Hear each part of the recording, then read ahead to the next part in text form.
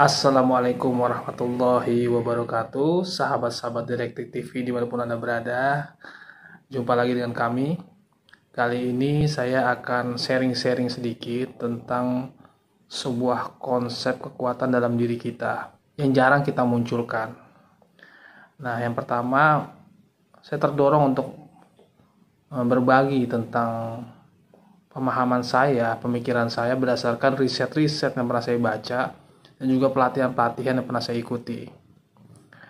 Yang pertama adalah kita sering melihat tentang konsep yang namanya rezeki. Kadang kita berpikir bahwa rezeki itu hanya bisa diraih melalui usaha-usaha atau ikhtiar-ikhtiar yang maksimal, atau dengan bekerja, atau dengan membuka usaha dan lain sebagainya. Tapi ternyata ketika kita melakukan itu semua, tidak mesti juga rezeki itu datang. Bahkan ada kalanya kita itu mendapatkan rezeki yang besar, ada kalanya kita mendapatkan rezeki yang sedikit, dan ada kalanya juga kita justru tidak mendapatkan. Bahkan kadang itu dipersulit, kadang juga itu dipermudah. Sebenarnya masalah dipersulit atau dipermudah itu tergantung bagaimana kita memahami polanya. Jadi rezeki itu ada polanya. Apabila pola itu kita jalani, maka ia akan datang dengan sendirinya. Baik sahabat, ini mungkin terkesan klinik atau terkesan seperti ilmu pesugihan ya, tapi sebenarnya ini sesuatu yang bersifat spiritual dan ilmiah. Nah, jadi kenapa saya katakan ilmiah? Karena sudah berdasarkan uji coba banyak orang.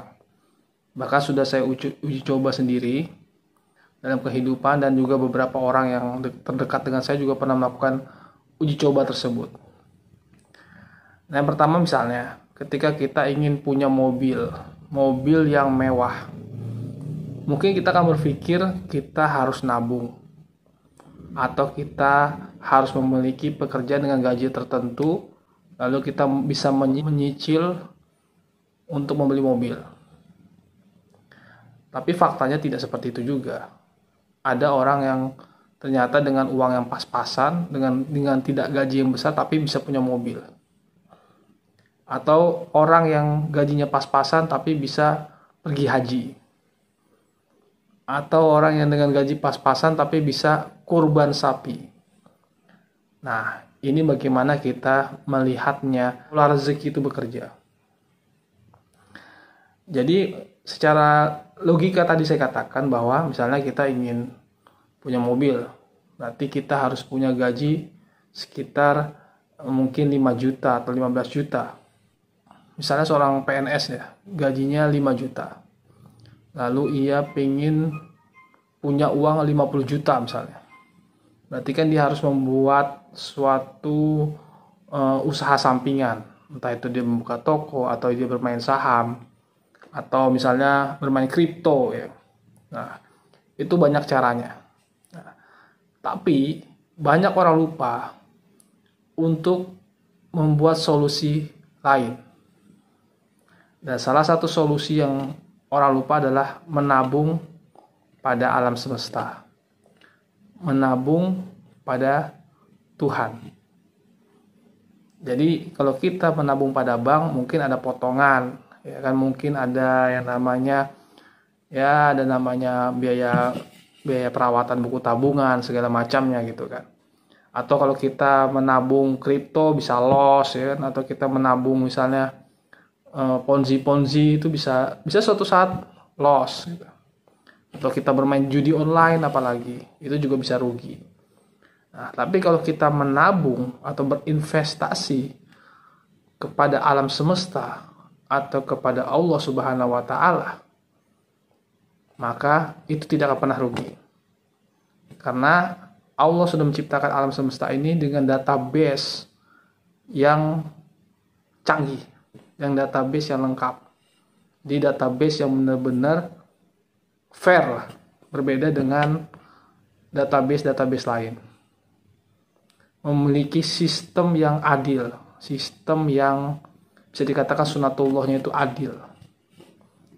Berbeda dengan konsep bank, berbeda dengan konsep tadi kripto, saham, dan lain sebagainya. Nah, bagaimana kita bisa menabung ke semesta? Ini ada sebuah kisah ya tentang seorang musisi atau seniman. Ya, seniman ini dapat undangan untuk manggung di Korea Selatan.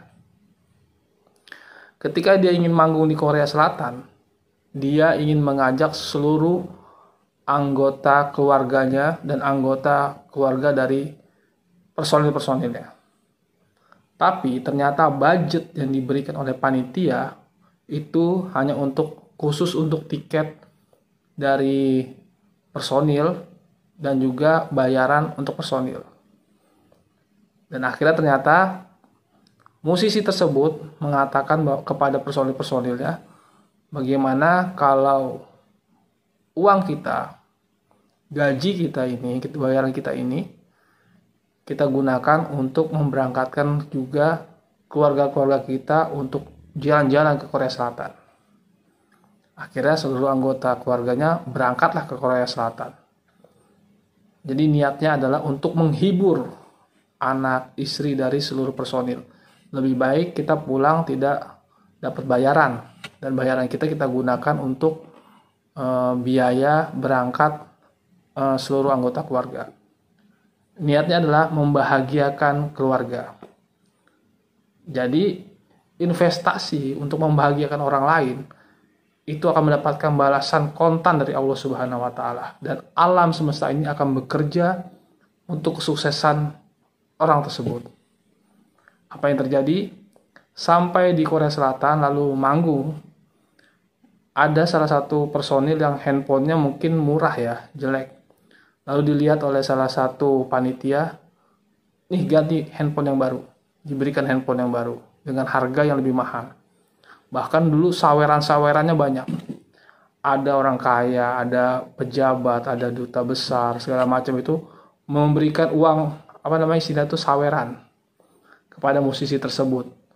Dan bahkan diberikan keuntungan yang berlipat-lipat daripada bayaran dia yang diberikan oleh panitia penyelenggara.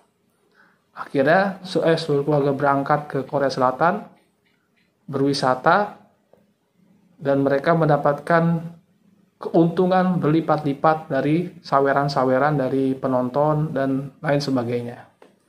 Nah, ini menunjukkan bahwa kalau kita berinvestasi kepada alam semesta, maka Allah akan memerintahkan alam untuk bekerja mensukseskan kita.